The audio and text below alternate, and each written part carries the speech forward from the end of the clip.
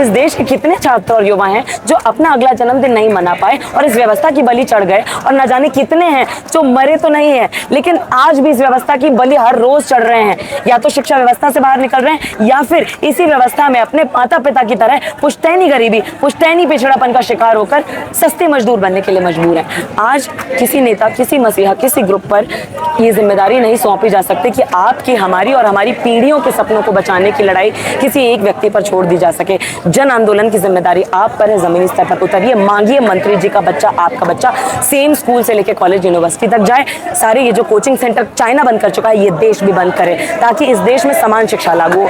और आप मांग कीजिए बजट का कम से कम 10वां हिस्सा सरकारी शिक्षा पर आवंटित हो। जब तक शिक्षा मंत्री जी का और अंबानी अडानी का बच्चा जिस स्कूल में जाता है, आपका बच्चा वहां नहीं पहुंच पा रहा है, कभी भी हमारे लिए अवसर समान नहीं होगा। अधिकार समान नहीं है, अवसर समान नहीं होगा। अभी तक धर्मेंद्र के इस्तीफे की बात हो रही थी, अब कहा जा रहा है नरेंद्र का इस्तीफा हम तो पहले दिन से कह रहे हैं, हम पहले दिन से कह रहे हैं, केवाईएस पहले दिन से ही कह रहे हैं। हमने 13वें दिन यहाँ पर इस मरी हुई शिक्षा व्यवस्था की 13वीं निकाली थी इसी तौर पर कि समय रहते सुन लीजिए। हम तो इस्तीफा पे यहाँ 20 तारीख को जो आंदोलन शुरू हुआ है, इस देश में जो सबसे गैर बराबरी की सीढ़ी में आखिरी पायदान पर हैं, उनके लिए समान अधिकारों का संघर्ष बहुत पुराना है। उस संघर्ष में एक महत्वपूर्ण कड़ी के तौर पर 20 तारीख से आंदोलन चल रहा है।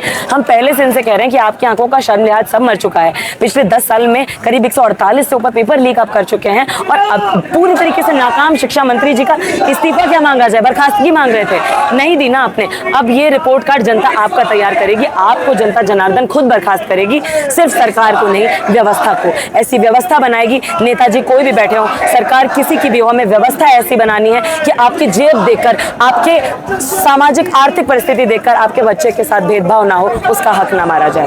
आज सिविल ड्रेस में जिस तरीके से दिल्ली पुलिस डराने की कोशिश कर रही है, क्या उससे अब आप लोगों को डर लग रहा है? क्या 20 तारीख को होने वाले आंदोलन में? बिल्कुल नहीं, ये आज आए हैं, इन्होंने हमारी इस कदर सोशल प्रोफाइलिंग कर रखी है, गन से नहीं शूट कर पा रहे हैं, ये कैमरा से शूट कर रहे हैं। इन्होंने हमारे जो फोन थे वो इस कदर लॉक्ड थे करीब 30-40 मिनट के लिए, ना हम किसी को फोन कर सकते थे, ना हमें फोन आ पा रहे थे।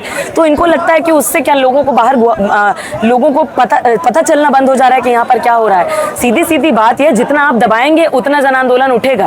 उससे आपको लग रहा होगा कि आप जन आंदोलन को आहत कर रहे हैं। आप इस देश की जो बहुसंख्यक मेहनतकश आबादी है, जिसके आपने उम्मीदें मार दी थी, वो उम्मीदें आज जागृत हो रही हैं इसी जन आंदोलन के कंधों पर। तो आप जान लीजिए, आपने अपना जनाजा तैयार किया है, जन आंदोलन का नहीं। अच्छा, नारेबाजी को लेकर के तमाम जो मीडिया के एंकर थे वो सवाल कर रहे हैं।